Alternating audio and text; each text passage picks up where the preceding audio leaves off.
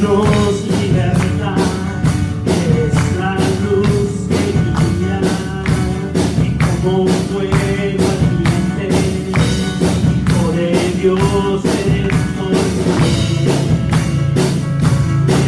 por ti, vivimos hoy. Y vamos.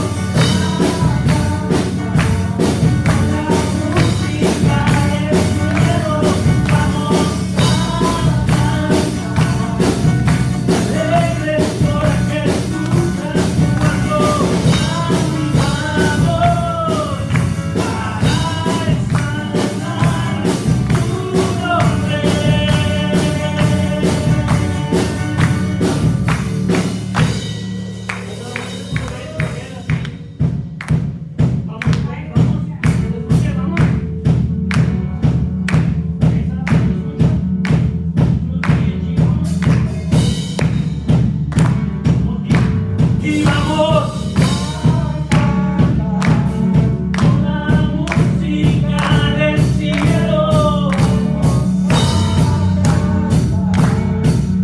alegres porque escuchas cuando cantamos para exaltar tu nombre. Y vamos.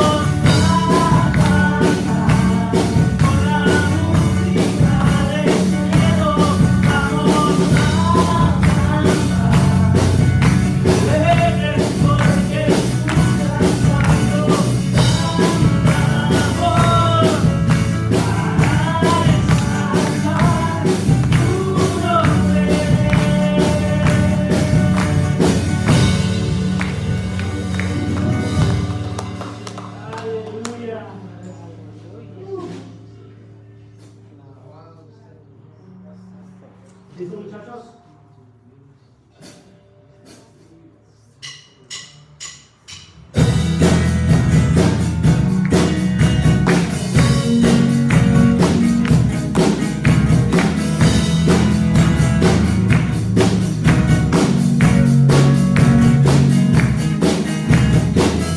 Poderoso, increíble, admirable, grande y fuerte, Rey de reyes, asombroso, incomparable. Eres increíble, todopoderoso, grande, eres increíble. Venciste a las tinieblas, Cristo ensalzado está.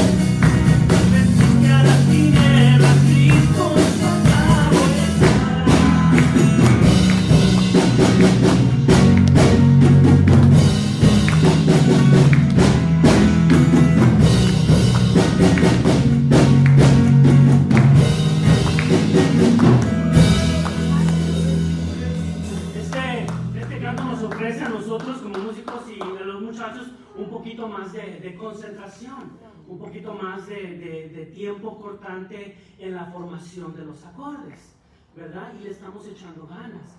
Pero yo no me doy cuenta si ustedes nos están acompañando por estar concentrado de que mis muchachos no se les salgan, no se me vayan por ahí. Así es de qué le parece si nomás ahí con el bass drum, así, y acá con el bajo solamente la nota. Vamos. Está prendido porque yo no te escucho nada. Vamos a escuchar, vamos, campeón, vamos. Así que se escuche. Vamos, hermanos, aquí el canto dice así nada más en la parte del coro. Vamos. Increíble. Mi Dios, solo tú eres increíble, invencible. Mi Dios, solo tú eres increíble, invencible. Mi Dios, solo tú, vamos, tú eres increíble, invencible. Mi Dios, solo tú eres increíble, invencible. Mi Dios, solo tú, además, eres increíble, invencible. Mi Dios, solo tú.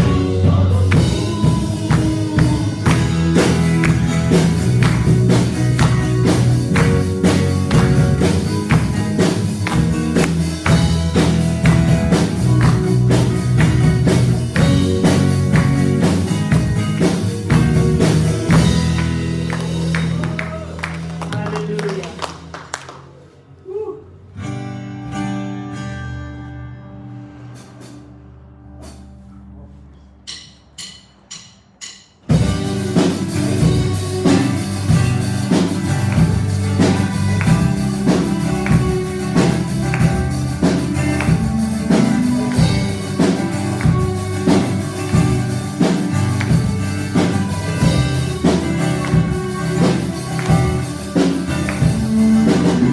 Quien rompe el poder del pecado, su amor es fuerte y poderoso. El Rey de gloria, el Rey de majestad.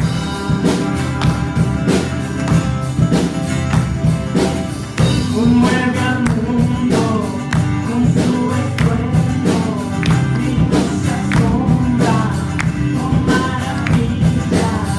El Rey de gloria, el Rey de majestad. Gracias sublime, perfecto es tu amor. Con más de mí cargaste tu vida diste ahí, y ahora libre estoy.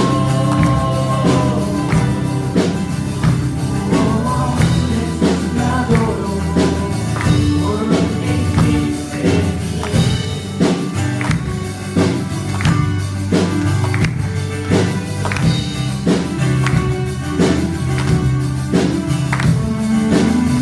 Pusiste en orden todo el caos, nos adoptaste como tus hijos. El Rey de gloria, el Rey de majestad. Con su justicia y resplandece, con su belleza. El Rey de gloria, el Rey de majestad. Gracias sublime,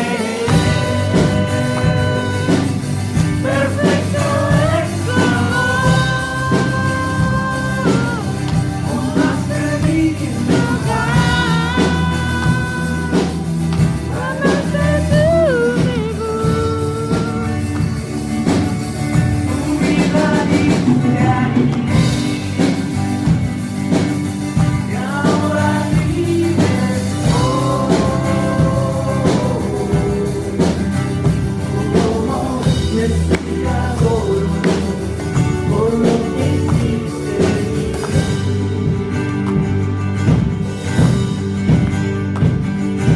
Digno es el Cordero de Dios, digno es el Rey que la muerte venció. Digno es el Cordero de Dios, digno es el Rey que la muerte venció. Digno es el Cordero de Dios, digno, digno, digno, gracias sublime.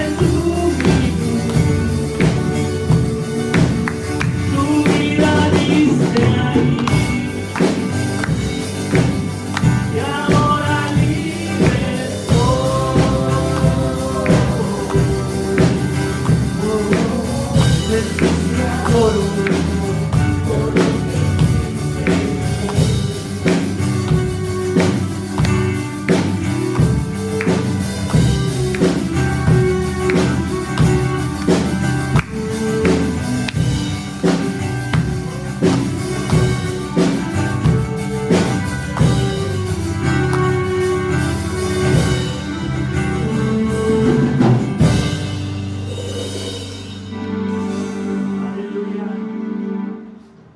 Santo eres, Señor, santo. Santo eres, Padre.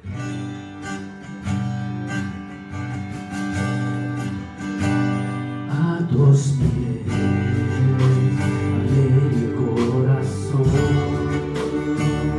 A tus pies, entero lo que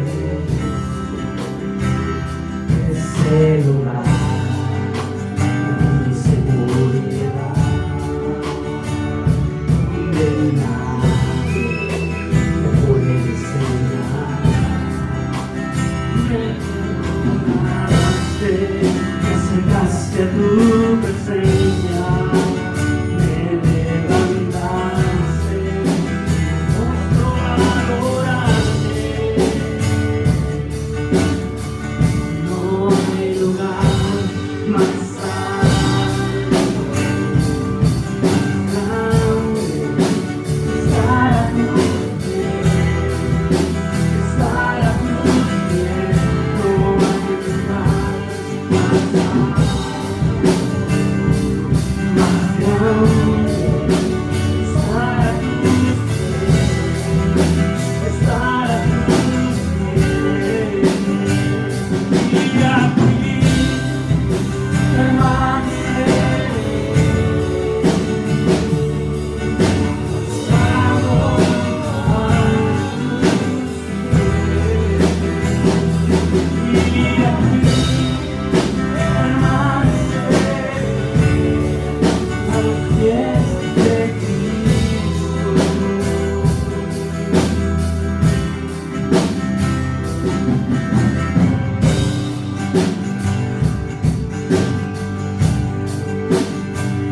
A tus pies, de mi corazón. A tus pies,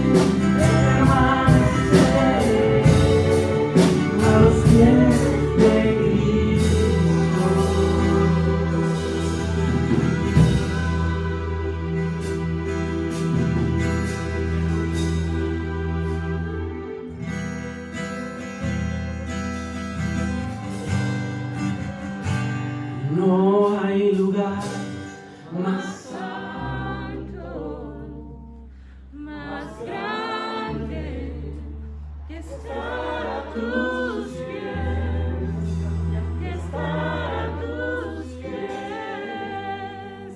No hay lugar más alto, más grande, que estar a tus pies, que estar a tus pies. Y allí permanecer,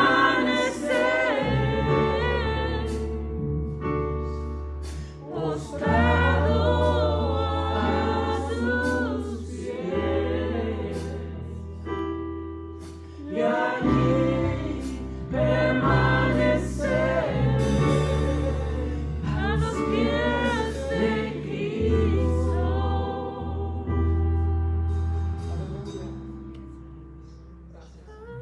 Y allí permanecer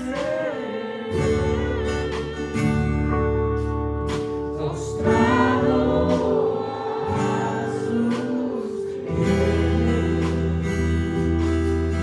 Y allí permanecer a los pies de Cristo.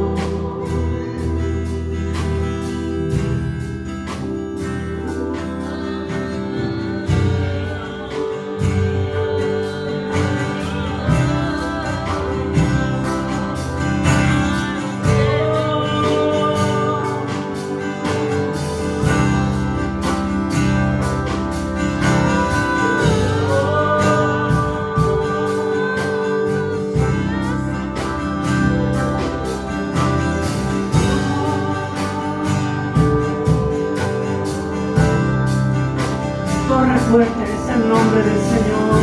Dice, a Él correrá el justo.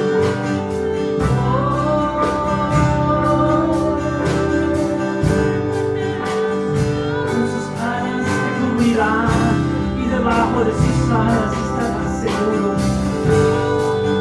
Alzaré mis ojos a los montes, ¿de dónde vendrá mi socorro? Mi socorro viene de Jehová, que hizo los cielos y la tierra.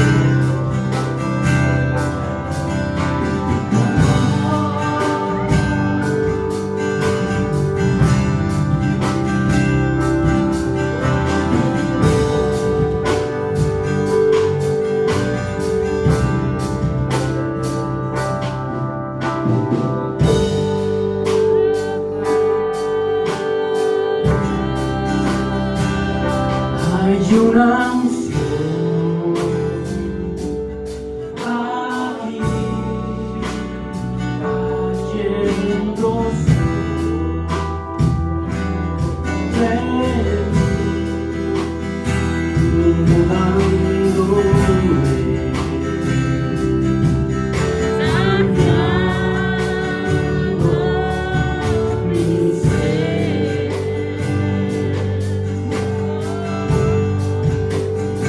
Hay una unción aquí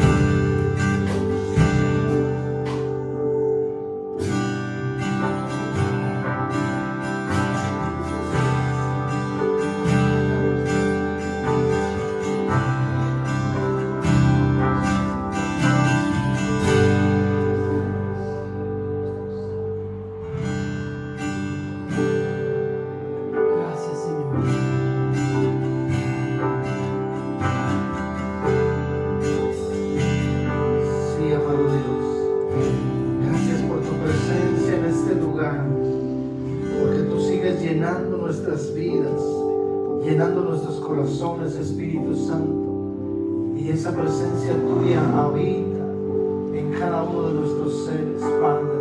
Por eso hoy te honramos, por eso hoy te alabamos. Y hoy te decimos gracias, Señor, porque nos has dado un día más de vida.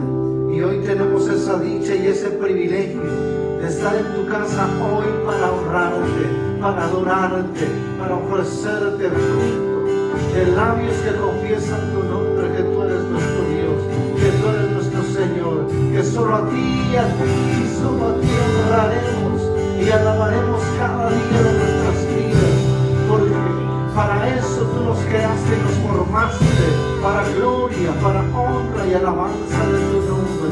Por eso hoy estamos agradecidos, diciéndote, Señor, que tu presencia sigue llenando nuestras vidas, que tu presencia sigue transformando nuestro interior, para que fluyan ríos de agua viva en nuestro interior, que saltan para la vida eterna, porque tu Espíritu todo lo renueva, tu Espíritu todo lo llena, tu Espíritu transforma, tu Espíritu vivifica, tu Espíritu nos da aliento, tu Espíritu nos da fuerza, tu Espíritu sana nuestras enfermedades, porque tu presencia habita en medio de la alabanza de tu pueblo, porque tu presencia está donde 2 o 3 se congregan, donde nos reunimos en tu nombre.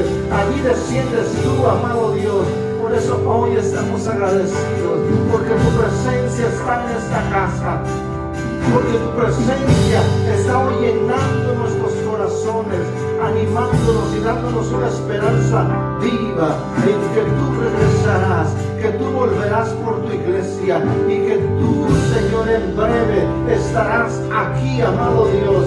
Por eso hoy te alabamos y decimos amén y amén. ¿Por qué no le damos una ofrenda de palmas a aquel que vive por los siglos de los siglos?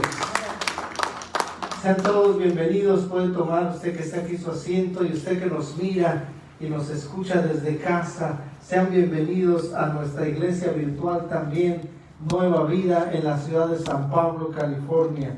Reciban un saludo de nuestra congregación y que la bendición de Dios los alcance ahí donde usted está, alrededor de su familia. Si usted está en su comedor, en su sala, o y está escuchándonos con algunos miembros de su familia, glorias sean dadas a nuestro Señor Jesucristo. Así es de que siéntase privilegiado de que el Señor tiene una palabra de Dios para nuestras vidas en esta mañana, que le hemos titulado a esta predicación los títulos de Jesús. Muchas veces cuando nosotros vamos a las Escrituras nos confundimos o no alcanzamos a entender por qué a Jesús se le dan muchos títulos, pero sin embargo hoy vamos a ver simplemente 2 de los más emblemáticos y sobresalientes en el Nuevo Testamento, en los Evangelios. Y esos títulos son Hijo de Hombre e Hijo de Dios. Entonces,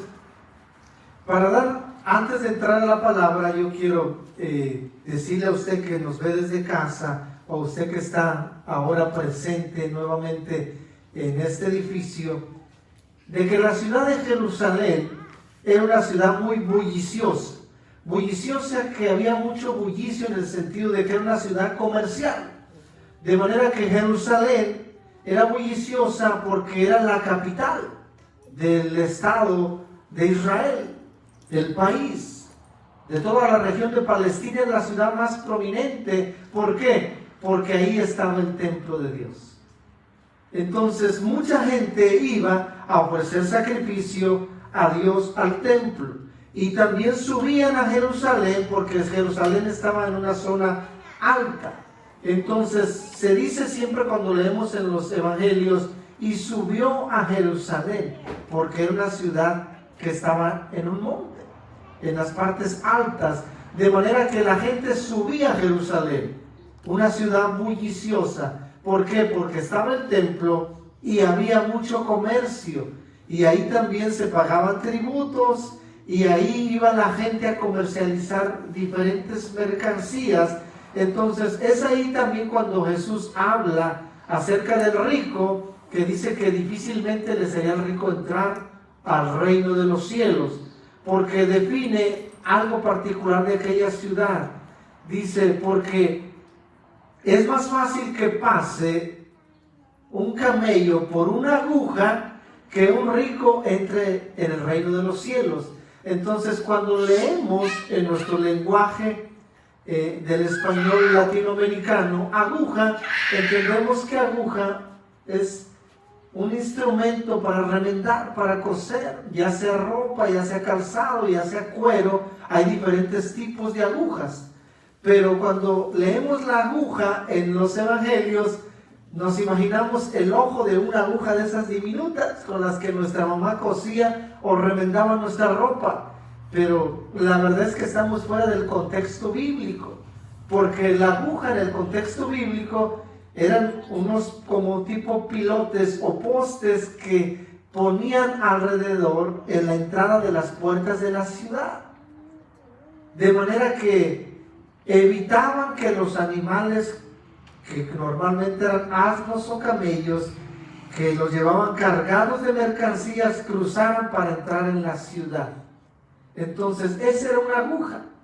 Ese era como algo para mitigar el tráfico de animales a la ciudad en los tiempos de fiesta. ¿Por qué? Porque se llenaba de gente aquella ciudad. Entonces ponían hacían unos hoyos en la tierra, como en las calzadas, en las plazas de los centros públicos de las ciudades. Ponen esos para que en fiestas no pasen los carros por esas calles principales de la ciudad. Entonces, ese era el tipo de agujas que nos dice la Biblia, para evitar que los animales pasaran con carga al interior de la ciudad. Entonces, podemos imaginar una ciudad llena, repleta de gente, que comercializaba gritando aquí y acá, y la gente se detenía a mirar mercancías como tipo la pulga, el market, o los sobre ruedas, no sé cómo le dicen en su país, los tianguis.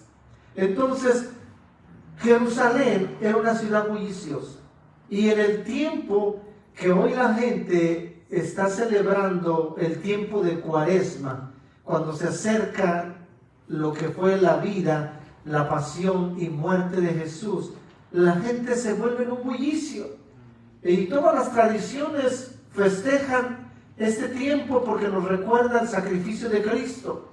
Y en este tiempo había una fiesta también en Jerusalén. Recordemos que una noche antes de que es entregado, Jesús celebra la última Pascua, la última cena pascual. Entonces la ciudad de Jerusalén está llena. Jesús está ahí antes de ser aprehendido para celebrar la Pascua. Hay mucha gente porque es una fiesta. Y cuando es una fiesta, la gente aprovecha para comercializar.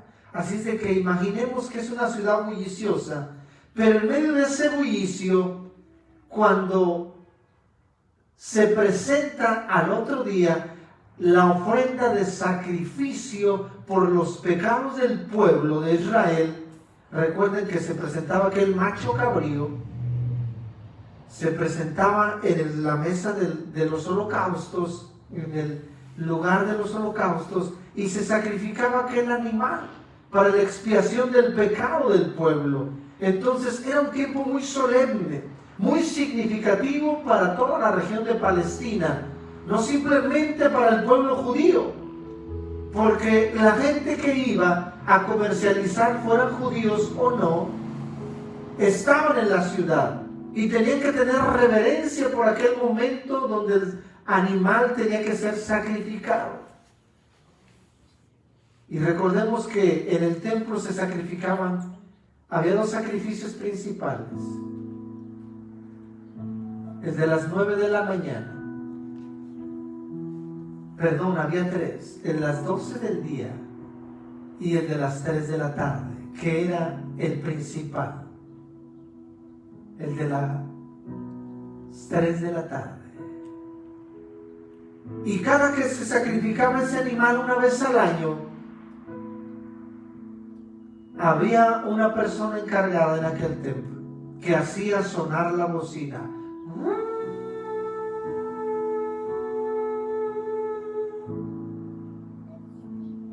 cuando aquel animal estaba siendo sacrificado y moría, tenían que tocar la bocina en el templo. Y el templo estaba en un lugar alto. Y cuando aquel hombre tocaba la bocina, se escuchaba en todo Jerusalén una ciudad bulliciosa que estaba atento a aquel momento donde el sacrificio era expuesto para la expiación del pecado del pueblo y del mundo entero. Y cuando Jesús fue sacrificado en aquella cruz, se escuchó la bocina. Al mismo instante que Él encomienda su alma y su espíritu al Padre y muere, se escucha la bocina. Y aquella ciudad bulliciosa se queda en silencio. Y todos por reverencia voltean en dirección al templo. Y yo te quiero decir a ti hoy, hermano y hermana, tú que me miras o me escuchas en cualquier lugar, que el mundo es un mundo de bullicio. La gente va, la gente viene, la gente hace fiestas, hay gente que está muriendo, hay gente que está comercializando, gente que está perdiendo su casa. Hay un bullicio en el mundo. Pero yo quiero recordarte que tenemos que voltear hacia la cruz de Cristo. Porque podrás tener el mejor trabajo, la mejor empresa. Tal vez sea un momento donde tú estés generando más ingresos para tu compañía, para tu familia. Pero en medio de ese bullicio, aquella gente que vendía en aquella ciudad se quedaba parada por un instante y tenían que voltear su mirada al templo cuando escuchaban la bocina.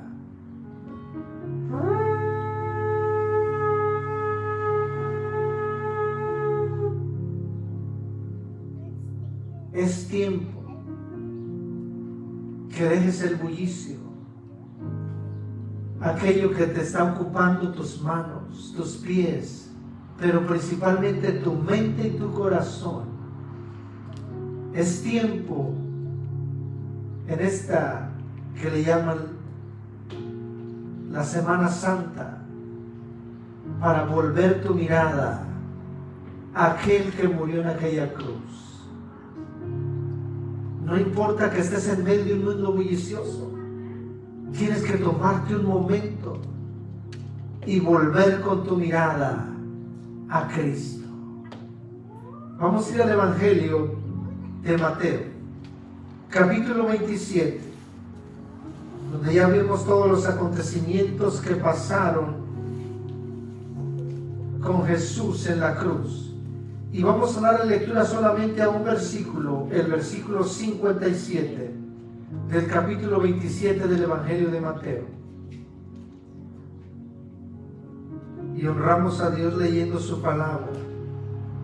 En el nombre del Padre, del Hijo y con la comunión de su Santo Espíritu. Cuando llegó, perdón hermanos, estoy en un capítulo equivocado.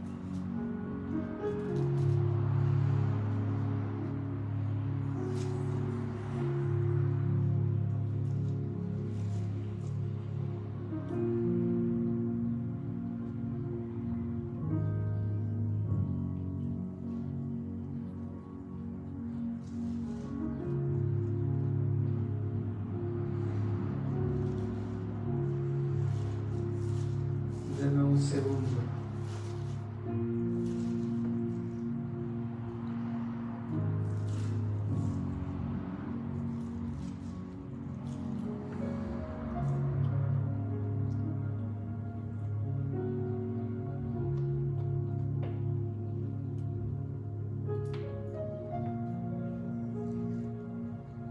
Es verso 54.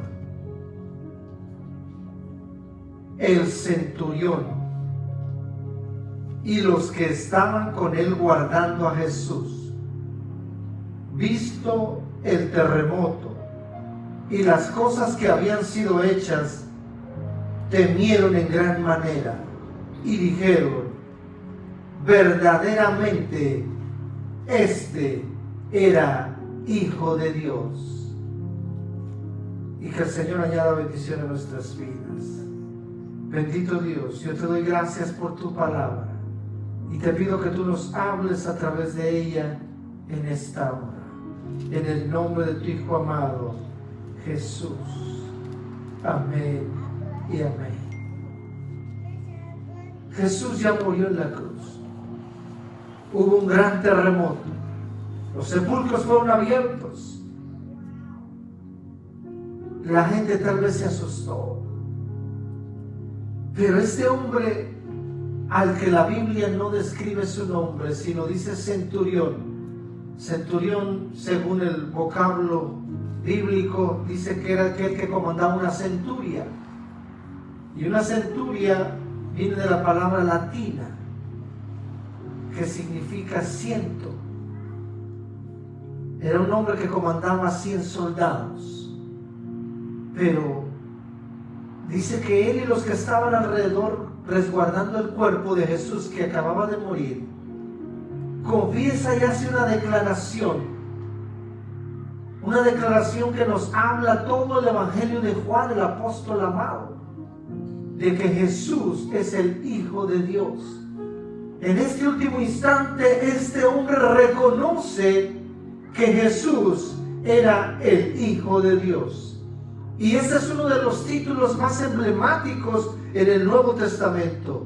Y por eso Juan escribe con ese título siempre, Hijo de Dios.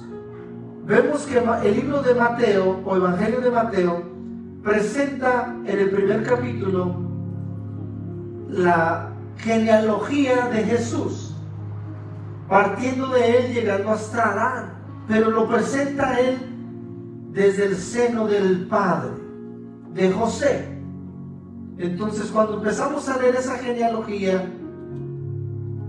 desde Adán hasta Jesús, pero en el Evangelio de Lucas, en el capítulo 3, vemos una genealogía diferente, porque Lucas lo presenta del seno de María. Pero cuando leemos las dos genealogías, una para hasta David y la otra llega hasta Adán.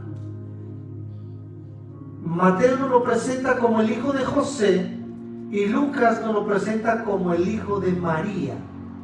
Pero si usted lee atentamente esas dos genealogías, se dará cuenta que tanto José como María descienden de una misma tribu.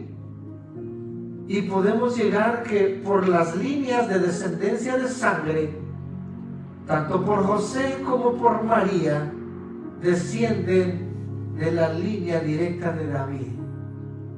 Por eso es de que es el único que puede ostentar el título del rey. Porque recuerden que fue en David que contaron las genealogías para rey. Dice, nunca faltará rey sobre Israel. De la línea de David, no de Saúl, que fue el primer rey, sino de David y de Aarón el sacerdocio. Entonces, vemos dos genealogías diferentes. Una del seno del Padre terrenal, otra del seno de su madre. Pero las dos llegan a David. Pero cuando vemos la genealogía que presenta el apóstol Juan, en su versículo 1 del capítulo 1 dice, y el verbo. Él empieza con la genealogía de Génesis 1, el principio de la creación. Dice, el verbo era Dios y estaba con Dios.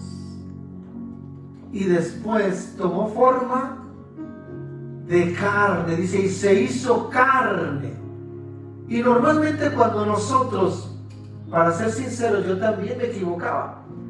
Cuando leemos el título Hijo de Dios, pensamos que directamente estamos hablando que Jesús, cuando leemos Hijo de Dios, estamos diciendo es que es el Hijo de Dios directamente. Pero la verdad es que no se refiere a eso. No se refiere a la parte divina de Jesús mismo como título, sino se refiere a que ese Hijo de Dios, que era el Verbo, dice, se hizo carne. Entonces, sabemos que Jesús tenía dos naturalezas, una divina y una humana, porque fue concebido a través del Espíritu de Dios, que sembró su simiente en el vientre de María. Entonces, dos naturalezas en una. Pero a medida que leemos las Escrituras nos confundimos y pensamos que cuando leemos Hijo de Dios nos estamos refiriendo a que directamente es el Hijo de Dios. Sí, en ese sentido sí, pero no en el sentido bíblico. ¿Por qué? Porque ese Hijo de Dios se hizo carne. Y cuando estamos hablando Hijo de Dios, estamos hablando de su naturaleza humana. Porque dice, no considerándose ser igual que Dios, sino negándose a sí mismo. Dice, no tomando cosa como a que aferrarse, dice, se despojó de sí mismo y tomó la forma de siervo. Y siendo rico se hizo pobre. Entonces, si tomó la forma de siervo, ¿qué se hizo? Carne. Entonces, cuando leemos en el contexto bíblico Hijo de Dios, tenemos que entender la naturaleza humana de Cristo. Y es de que Cristo muchas veces se le ha traído de aquí para allá, pero se malentiende ese título de Hijo de Dios. Cuando leemos Hijo de Dios se refiere a la humanidad de Cristo, de ese Dios que se despojó de ser Dios y que tomó la forma humana. Entonces, eso cambia a veces el concepto de las Escrituras cuando lo leemos con esa perspectiva. Tomó cuerpo de siervo, igual que nosotros, se hizo hombre. Y cuando leemos el otro título emblemático en los evangelios es Hijo del Hombre. Y ahí es cuando también nos equivocamos, porque pensamos que cuando leemos el Hijo del Hombre nos referimos a que Él es humano. Y es lo opuesto. Cuando la Biblia se refiere a Hijo de Dios, se está refiriendo a la humanidad de Cristo también. Y cuando leemos el título de Hijo del Hombre, se refiere a la deidad de Cristo. ¿O qué habíamos pensado? Que era su humanidad. Como que hemos cambiado el sentido bíblico de esos títulos. Aunque en el Antiguo Testamento vemos que iba a ser el admirable, el consejero, el príncipe de paz, el Dios fuerte, Emmanuel, Dios con nosotros. Y es más, hace tiempo tenía ya una plática con un amigo que estudiamos juntos en el Instituto Bíblico. Y no sé dónde él había oído algo que lo sacó del camino. En el sentido de que dice, pero ¿por qué en el Nuevo Testamento le dicen Hijo de Dios, le dicen el Hijo del Hombre, cuando él su nombre es Jesús? ¿Que no el ángel le dijo a María y le pondrás por nombre Jesús? Y él en su mente no cabe la idea por qué le pusieron los evangelios Hijo de Dios, Hijo del Hombre, cuando él se debería de llamar Jesús. Dice, entonces el hombre ha cambiado, algo ahí. Le digo, no, hermano. Jesús sigue siendo el mismo. Pero el nombre de Jesús es porque él nace en forma humana. Y ese es su nombre. Pero ese nombre se cambia cuando le van diciendo Jesús, el Cristo, el Mesías. Y todo esto lo abraza este título de el Hijo del Hombre. Porque el Hijo del Hombre nos habla todo el Evangelio de Marcos. El Evangelio de Marcos nos habla de este título tan significativo. el secreto mesiánico del Hijo del Hombre. Porque ese título no se lo inventaron en el Nuevo Testamento. Ese viene a través de la escritura apocalíptica del Antiguo Testamento, del libro de Daniel. Y yo quiero llevarlos para leer esta porción en Daniel capítulo 7, para ir entendiendo este título de nuestro Señor Jesucristo. Daniel 7, verso del 9 al 14. Estuve mirando hasta que fueron puestos tronos, y se sentó un anciano de días, cuyo vestido era blanco como la nieve, y el pelo de su cabeza como lana limpia. Su trono llama de fuego, y las ruedas del mismo fuego ardiente. Un río de fuego procedía y salía de delante de él. Millares de millares le servían, y millones de millones asistían delante de él. El juez se sentó, y los libros fueron abiertos. Yo entonces miraba a causa del sonido de las grandes palabras que hablaba el cuerno. Miraba hasta que mataron a la bestia, y su cuerpo fue destrozado y entregado para ser quemado en el fuego. Había también quitado a las otras bestias su dominio, pero les había sido prolongada la vida hasta cierto tiempo. Y miraba yo en la visión de la noche, y he aquí, con las nubes del cielo, venía uno como un hijo de hombre, que vino hasta el anciano de días, y le hicieron acercarse delante de él.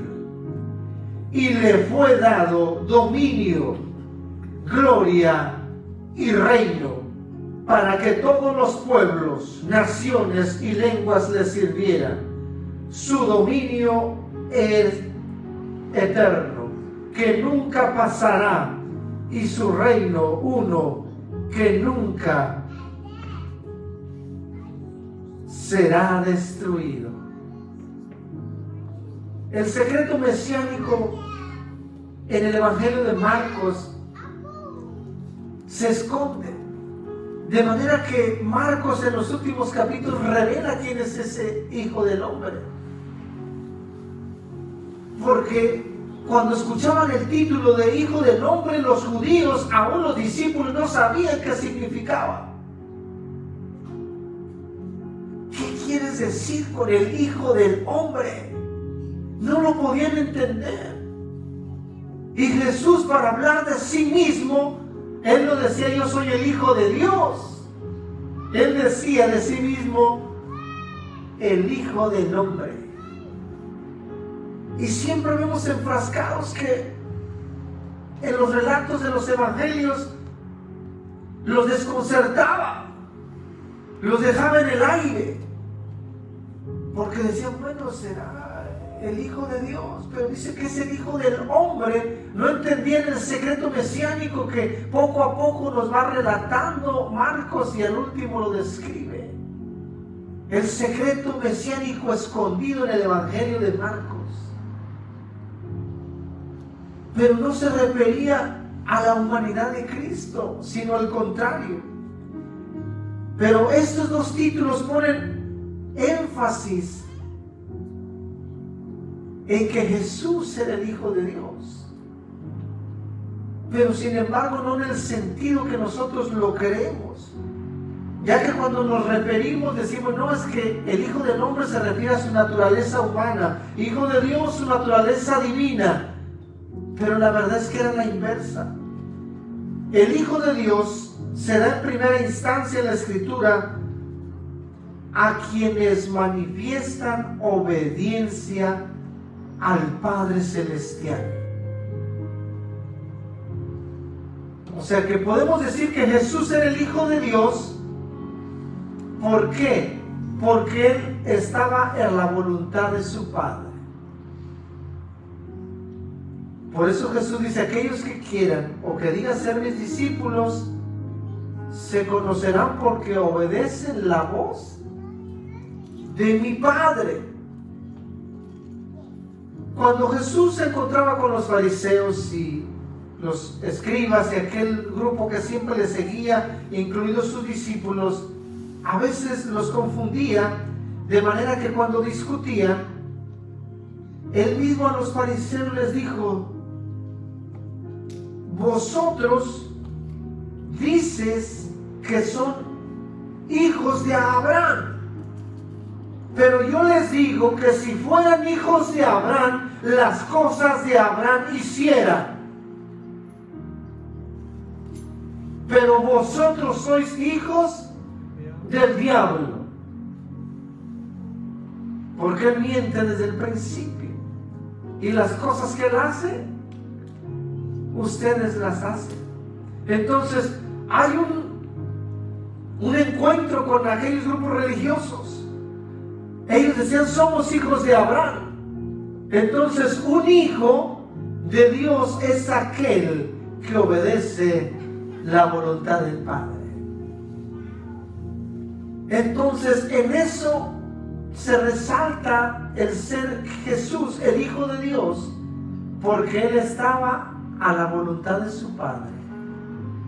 Hoy en día la gente busca títulos.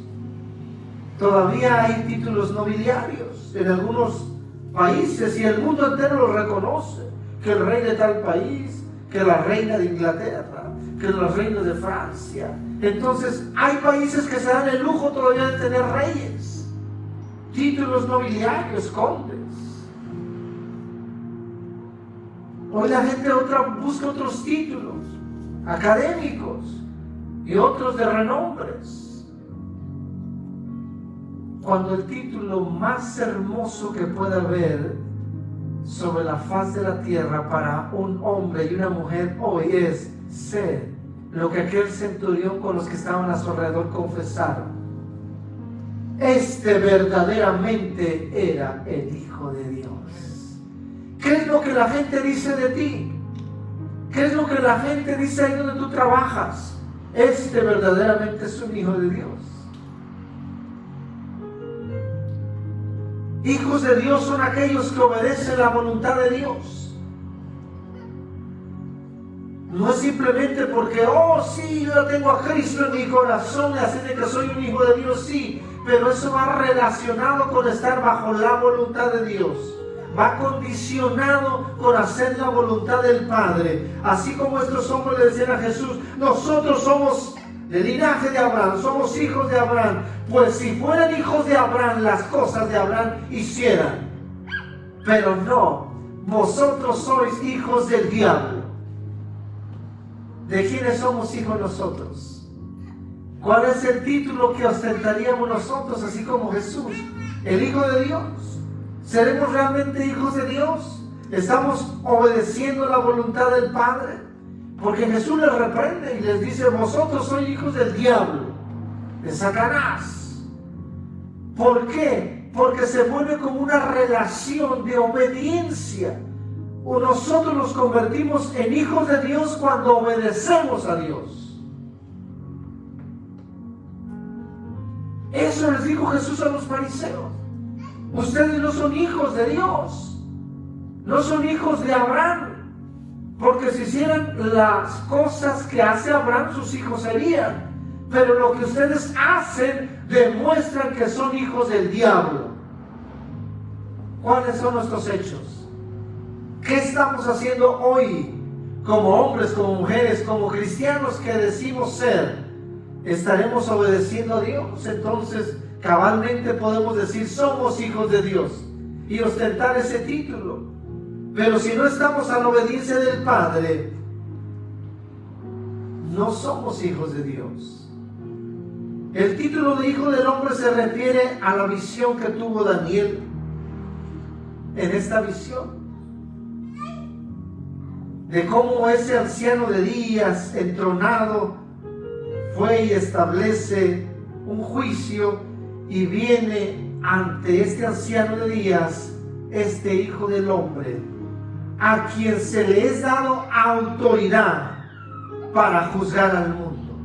Entonces eso la visión que tiene Daniel, ¿de dónde es esa visión? ¿De la tierra? No, hermanos. Del cielo. Dice, y viene el Hijo del Hombre.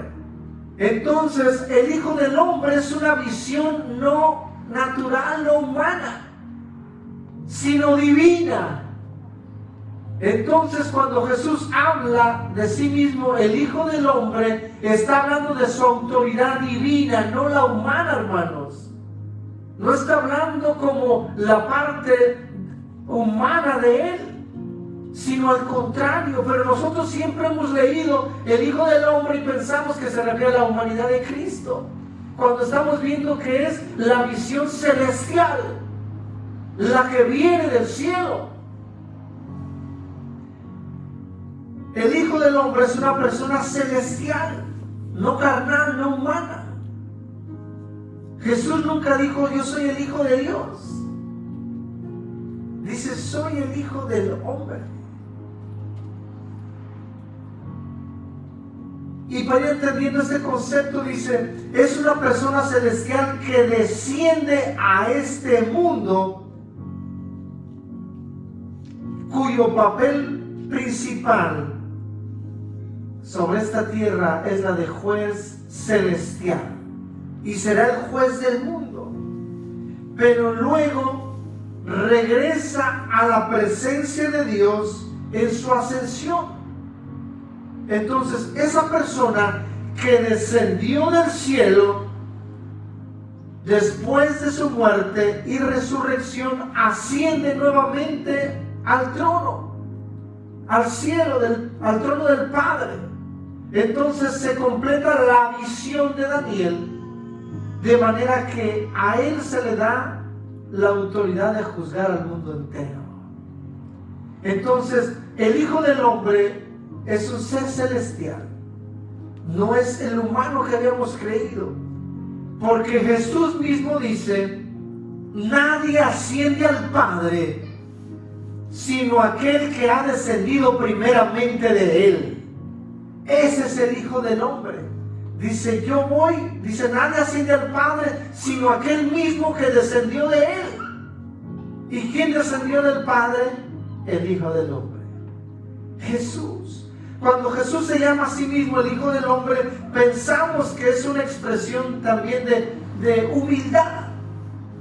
Pensamos que se estaba haciendo humilde, aunque Él dice, aprended de mí que soy manso y humilde de corazón.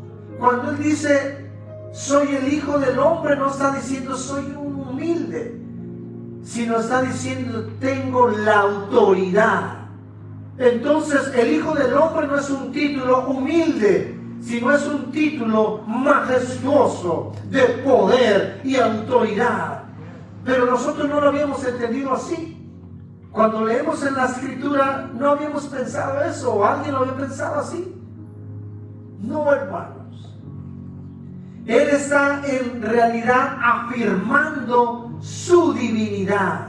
Cuando Él dice el Hijo del Hombre, está afirmando quién es Él, que Él descendió del Padre y a Él puede regresar. Está afirmando su autoridad, su poder como juez de esta tierra y de este mundo. Cuando Él sana, que lo hacía comúnmente en el sabbat, en el sabático, en el día de reposo, es reprendido por sus adversarios. Sus enemigos venían y decían, hey, ¿por qué sanas? No te es lícito.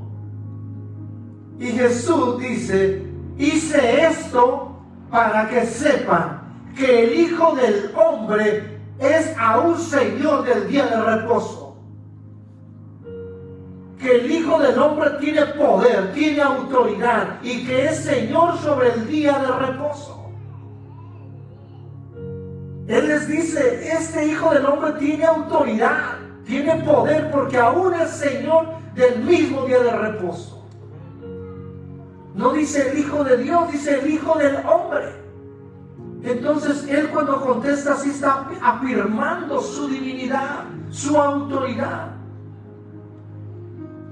Cuando sana aquel paralítico y dice que es más fácil decir toma tu lecho y anda, o decir tus pecados te son perdonados.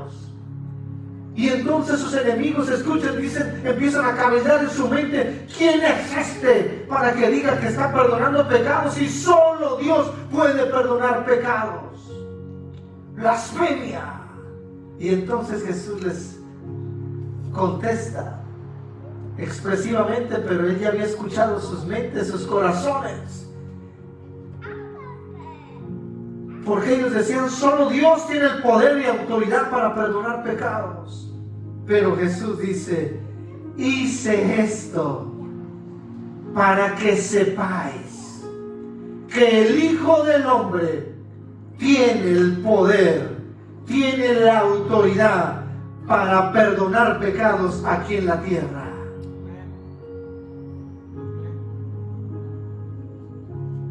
El Hijo del Hombre tiene toda la autoridad porque se le fue dada por el Padre y descendió de él y volvió a él.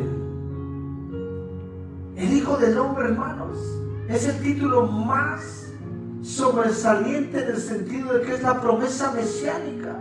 Todo lo que se dice acerca del Mesías prometido a Israel, aquel que vendría a liberarlos del yugo opresor de sus enemigos, aquel que reivindicaría el pueblo de Israel ante las naciones del mundo, que vencería el mal, que restauraría el reino caído de Israel. Se cumple Jesús, el Mesías prometido, pero que se encubre y se esconde bajo el título del Hijo del Hombre. Y por eso nadie le reconocía, porque él se presentaba a sí mismo como el Hijo del Hombre y decía, ¿quién es el Hijo del Hombre? No sabía. Por eso es de que él mismo lo hacía, dice, para que no le reconocieran. Lo encubría su identidad, pero sin embargo les replicaba cuando lo querían juzgar por lo que él hacía, cuando sanaba, cuando liberaba, diciendo, el Hijo del Hombre tiene poder, tiene autoridad.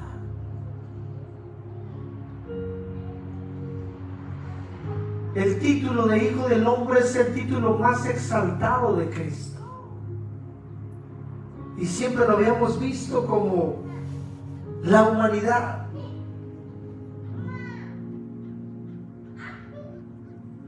¿Qué título tenemos nosotros? Jesús, ya vimos que en los evangelios, Hijo de Dios, que se refiere a la humanidad de Cristo, y el Hijo del Hombre, que nos da a entender la exaltación de Él, de su divinidad, de su procedencia divina, que tiene la autoridad en la tierra y aún en el mundo entero. ¿Cuál título tenemos nosotros? Porque si regresamos al versículo que leímos al principio, verso 54 de Mateo 27, el centurión y los que estaban con él guardando a Jesús, visto el terremoto y las cosas que habían sido hechas, temieron en gran manera y dijeron, verdaderamente este era Hijo de Dios. El Hijo de Dios es aquel que obedece la voluntad de su Padre, aquel que es obediente a su palabra. Antes de eso, en el monte de los olivos vemos a Jesús sufriendo anticipadamente, psicológicamente, lo que iba a atormentar la cruz. Y le dice a su Padre, si está en ti, Padre, haz pasar esta copa de mí. Pero cuando se da cuenta de sus mismas palabras, le puede decir, mas no se haga como yo quiero, haz tu voluntad. El título Hijo de Dios es de aquellos que en obediencia siguen los mandatos del Padre eterno, del Padre celestial. ¿Cuál es el título que buscamos hoy como hijos de Dios? ¿Ser obedientes a Él o buscamos simplemente sobresalir ante los demás? La fama, el populismo, ser reconocidos en el mundo, hacer y generar riquezas. El mundo hoy es bullicioso, pero necesitamos volver nuestra mirada a Cristo, tener un tiempo y de todo ese vaivén de la vida, en medio de ese bullicio, detenernos en un momento. Y así como aquel pueblo lo hacía y volvía su mirada al templo, con devoción, con reverencia, hoy necesitamos volvernos a Dios. Y que alguien pueda decir de nosotros, como dijo este hombre, que venía de otro contexto religioso. Ellos adoraban muchos dioses, los dioses del Olimpo, igual casi que la mitología griega, con otros nombres, pero igual adoraban a Zeus. De manera que él puede ver y reconocer en aquel hombre en la cruz y decir, este verdaderamente era el Hijo de Dios. Un hombre que tenía autoridad, porque él comandaba 100 soldados. Él estaba subordinado y también obedecía a su imperio, porque ser un hijo de Dios es estar subordinado a la voluntad del Padre. Ese es el mejor título que nosotros podemos tener, hermanos. Que no se nos olvide. En Isaías 42, del verso 1 al 6, dice: aquí mi siervo. Bueno, voy a leer, porque con esto quiero ir cerrando. Isaías capítulo 42, verso del 1 al 6. He aquí mi siervo, yo le sostendré, mi escogido, en quien mi alma tiene contentamiento. He puesto sobre él mi espíritu. Él traerá justicia a las naciones. No gritará ni alzará su voz, ni la hará oír en las calles. No quebrará la caña cascada, ni apagará el pábilo que humeare. Por medio de la verdad traerá justicia. No se cansará ni desmayará, hasta que establezca la tierra justicia, y las costas esperan su ley. Así dice Jehová Dios, creador de los cielos y el que los despliega, el que extiende la tierra y sus productos, el que da aliento al pueblo que mora sobre ella, y espíritu a los que por ella andan.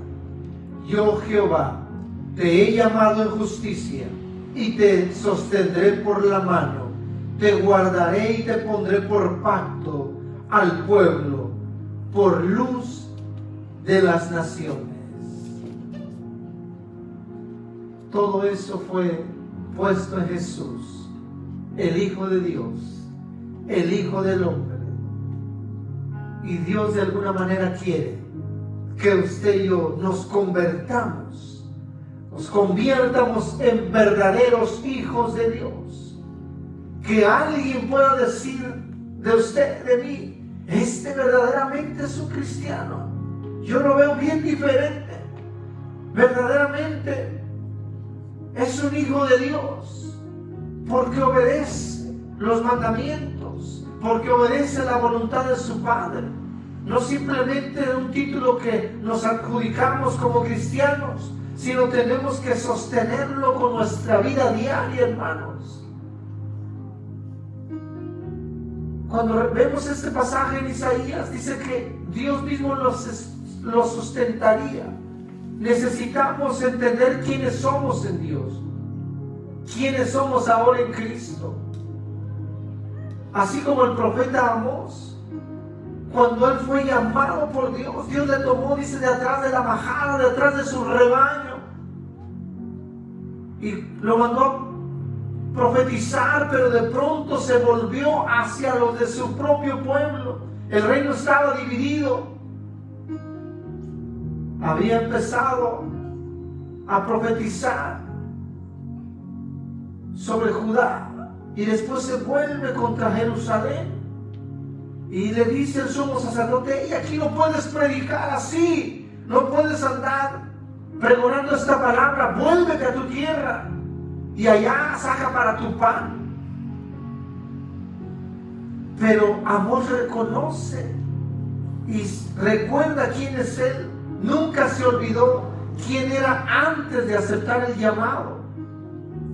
Y dice al sacerdote Amasías: yo no era profeta, ni hijo de profeta, sino que era pastor de ganado, recolector de higos silvestres. Pero Jehová me tomó detrás de la manada y me dijo: anda, profetiza a mi pueblo Israel. Hoy tenemos que obedecer a nuestro Padre, hermanos. Y cuando leemos este capítulo 42 de Isaías, dice: no alzará su voz, ni quebrará la caña cascada, ni apagará el pábilo que humearé. Hoy tal vez tú te sientes medio apagado. Tal vez te sientes medio quebrado, espiritualmente hablando, físicamente. Y puedes decir: pero yo ya no sirvo para eso. Tal vez pienses que tu ministerio se ha acabado. Tal vez pienses que tu familia está desintegrada. Tal vez pienses que ya no puedes cumplir el propósito de Dios en tu vida. Y que digas: ya estoy cansado, mi cuerpo, mi espíritu está fragmentado. Cuando habla de la caña cascada, sabemos que eran unos tipos de cañas que había en las orillas del río Jordán, que las utilizaban para hacer instrumentos de sonido, de música.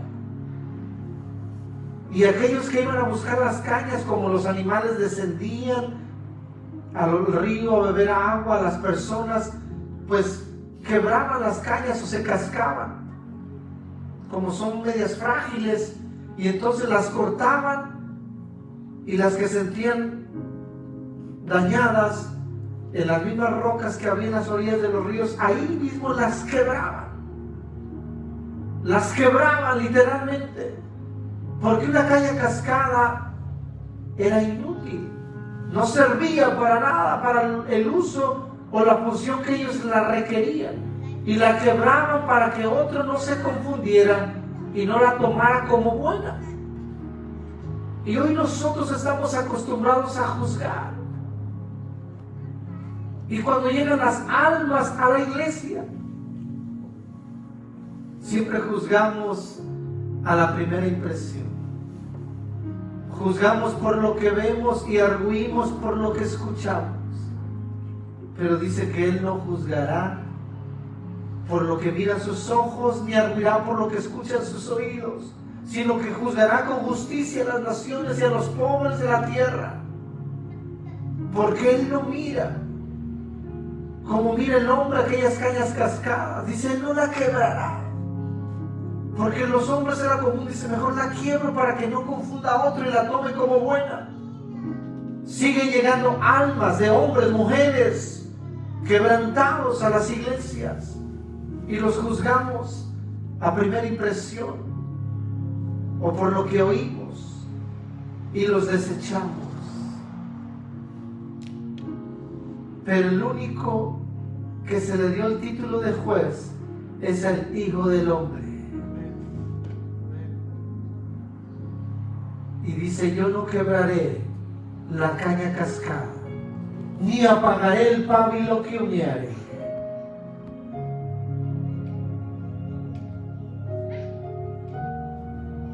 Porque Jesús no desecha.